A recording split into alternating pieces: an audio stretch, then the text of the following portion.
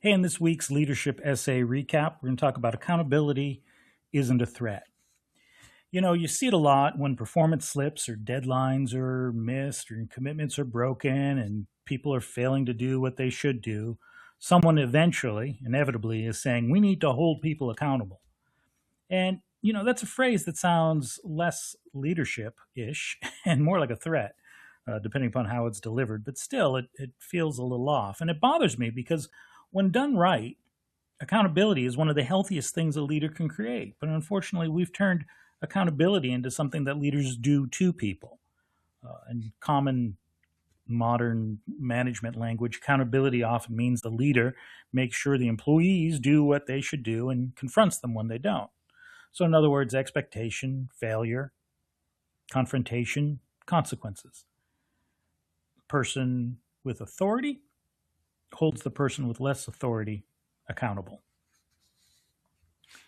It's kind of a crappy environment, really.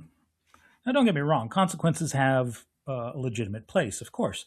Sometimes the leader's got to address poor performance and poor behavior, and I've always looked at accountability a little differently.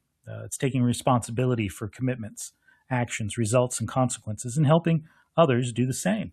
Accountability has to create confidence, not fear, because healthy accountability gives people something to, or gives them something that's valuable. It gives them clarity about what matters, ownership of their responsibilities, and a standard against which they can evaluate their own performance. And it lets them make commitments and ask for help when something gets in the way. A leader holding you accountable is something they do to you, while being accountable is something you practice. And effective leaders build accountability by being clear about expectations. They make sure that people have the authority, resources, information, and support necessary to fulfill their responsibilities. They follow up, address problems honestly and early, and hold themselves accountable too. A leader who demands accountability from everyone else but refuses to examine their own contribution to a problem isn't practicing accountability, they're exercising authority. And that's why the problem is often less about the people and more about leadership. There's a few symptoms that you might see: miscommitments, repeated problems, unclear expectation, trust beginning to weaken, difficult conversations being delayed. These are, like it or not, more than likely accountability problems that are leadership problems. I mean, think about it. Did the leader set clear expectations? And did people understand what they were responsible for? Did they have the authority to act? Did the team resolve competing priorities? Did the leader provide timely feedback and address problems when they first appeared? Did people agree to commitments, or did the leader just announce them? Did the leader follow through on their own commitments? Like, sometimes a problem really is an individual performance problem, but sometimes the leader is trying to solve leadership problem by demanding more accountability from everyone else except themselves, which is a problem in and of itself. And in the leadership drift world, I would call this an integrity gap. It's sort of the do as I say, not as I do problem. Accountability is expected of others, but not practiced by the leader. Don't you worry about me. Bit of a problem. And if standards are announced versus standards that are demonstrated, uh, I think the word for that is hypocrisy, and we may have seen that from time to time. But again, that's a clue that we might have some leadership drift here and some problems with integrity. People. Let's do it this way, actually. So the principle here, first of all, is accountability is not something you impose.